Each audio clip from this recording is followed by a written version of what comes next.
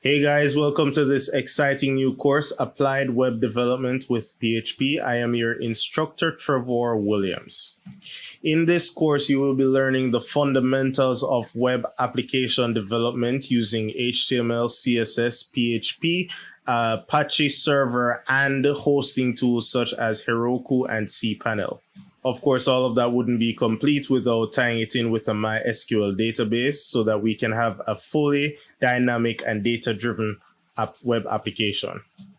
By the end of this course, you should be able to accomplish basic web development with HTML and CSS, set up a XAMPP server, understand the role of PHP in web applications, build a MySQL database using PHPMyAdmin, and all of that would help you to build a data-driven and dynamic web applications. We'll be looking at PHP PDO and how to style our application using the most popular CSS framework, Bootstrap.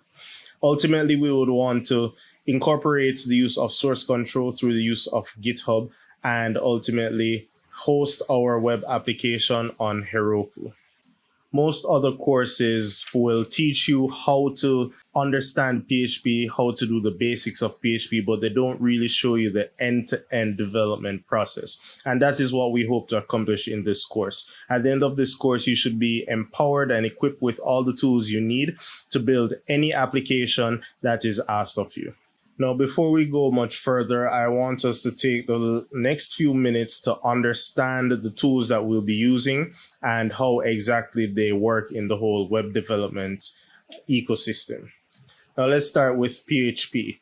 PHP is an open source web scripting language, which is used mostly for server-side stuff, and it is short for Hypertext Preprocessor or Personal Homepage. PHP is designed to be fully embedded in HTML and manipulate HTML as you, the developer, so desires.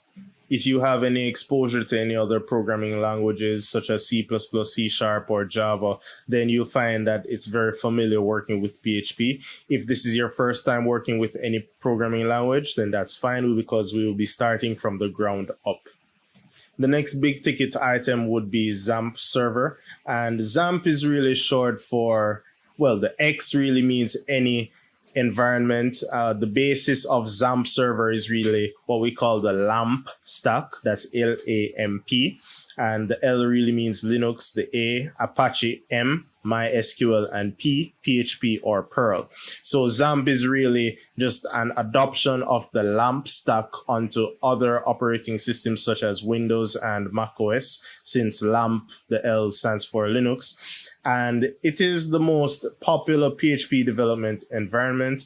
It's a one-stop shop. You install XAMPP and then you get the Apache server, which is required to host PHP code.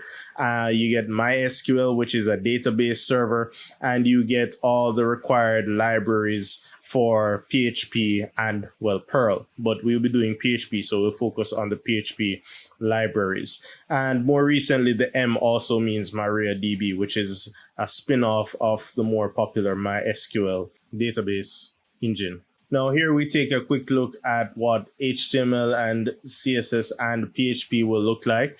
Well, this code snippet has no CSS in it just yet, but there you see that you have some HTML, which is the black text, and then you have the PHP tags that were previously alluded to, and some code which would print some text inside of an HTML page.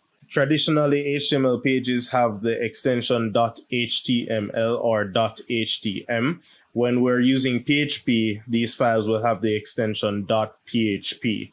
And these PHP tags will only work in .php files. But as we go along and we get into more development stuff, then you'll see how that works. Now, every step of the way, we will want to track our progress, and we will be doing this using source control and more specifically through GitHub. Now, GitHub, or by extension, source control, allows you to track changes to your project, collaborate with team members if you have to work in a team setting. Instead of copying and pasting code files, you can just upload to a central place that everybody has access to all of your changes. We can also manage project documentation centrally. At the end of the day, GitHub is probably the most popular and also free source control tool that is on the internet, and it's widely accessible, widely available to everybody. And once again, it's free of charge. The last thing I want to mention is Heroku, which allows us to deploy PHP web applications in minutes, and we can host the web application as well as the database all on Heroku. We'll also be looking at using the more traditional route, which is cPanel. I didn't allude to it here, but as we get into the course, we will see how valuable those tools are. Once again, we have an exciting journey ahead of us, and I hope you stick around and I hope you apply yourself. At the end of this course, you should be able to take on any challenge that comes towards you in PHP web application development.